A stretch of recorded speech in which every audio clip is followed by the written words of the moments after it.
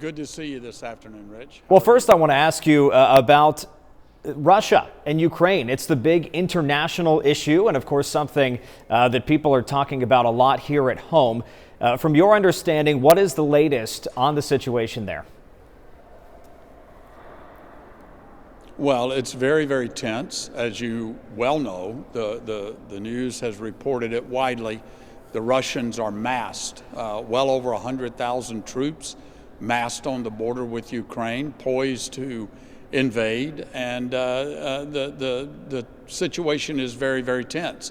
Look, the Russians have seen this build up over the last year. They saw what happened in Afghanistan when the Biden administration left both Americans and our allies that they had promised to rescue behind enemy lines in the hands of the Taliban, left billions of dollars of high technology warfighting equipment for the enemy to get their hands on.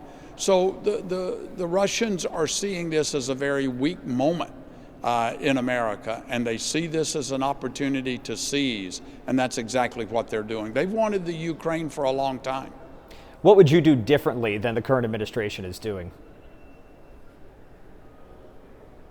Well, I certainly would not be taking sanctions off of Russia. I would never have released the sanctions on the Nord Stream 2 pipeline. In fact, I heard a report yesterday from the very mouth of some of the Ukrainian officials that said, you stop the Nord Stream 2 pipeline from becoming operational, you prevent an invasion by Russia. They are so dependent on this pipeline, and we need our German allies. So we need a combination of sanctions, of coalition building with Germany, our NATO allies, to stop them from buying the oil and gas resources from Russia that's actually giving them the revenue to fuel and to support this massive military operation. Those are some of the things that I think we should be doing. Now, sorry for interrupting you there, Congressman Johnson. I do want to ask you, should Russia cross that line, should they come over the Ukrainian border, what should be the United States and our NATO allies' next step? And how comfortable are you, and what percentage of that NATO alliance would you like to see come from the United States? Well, there's no question about it that our NATO allies need to do their fair share in funding and support for our NATO alliance.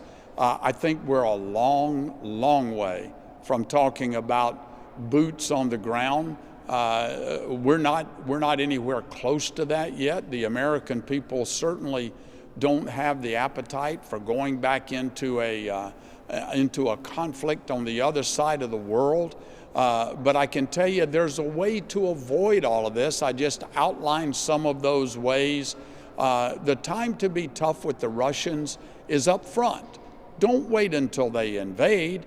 If you wait until they invade, the die is cast, and then we're playing catch up. We should be doing what we can do now to stop the invasion, and there are some things that we can do. You know, another thing that we could do, Rich, is restrict the Russians' access to the international financial markets. Because if they can't conduct financial transactions, it does them very little good to try and sell oil and gas to our allies if they can't cash the checks. So there are a lot of things that the Biden administration should be doing, could be doing, to thwart the Russians' efforts to attack and invade Ukraine. Congressman, how closely are you following the redistricting talk in the state of Ohio? The legislature still working on that. There's been some controversy getting approved and not approved by the Supreme Court here in the state of Ohio. How closely have you been following that, and what's your take on talks so far?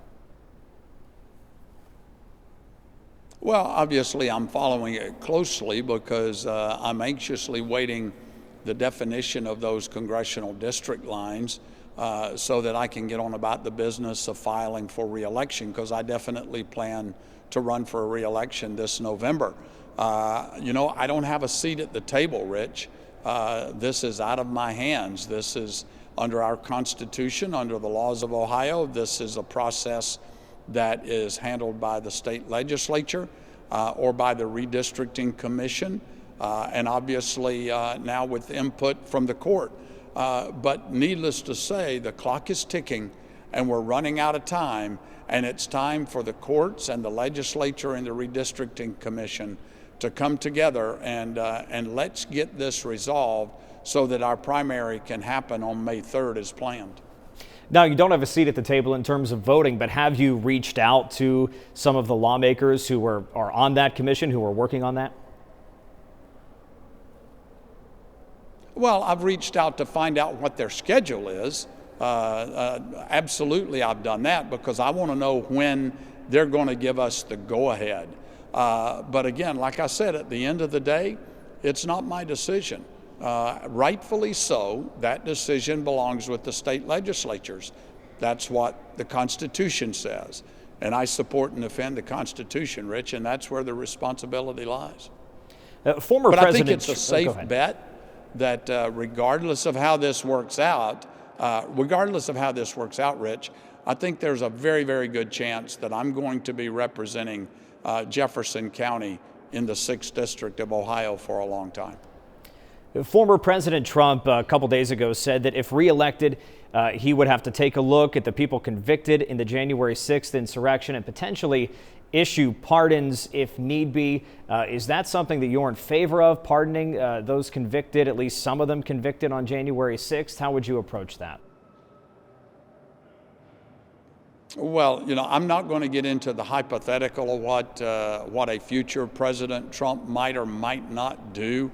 We don't even know if he's going to run. I've maintained all along, if you violate the law, you should face the consequences of that. If you charged and raided into a federal court in Portland or Seattle, or our nation's capital here in Washington, D.C., it's a violation of the law. You should be held accountable. At the end of the day, every American is presumed innocent until proven guilty. And if they are proven guilty by a jury of their peers, then they should face the consequences of that. We're a nation governed by the rule of law, and that's the way it is today. That's the way it should always be. Congressman Johnson, that's all I have for you today. Thanks so much for being with us.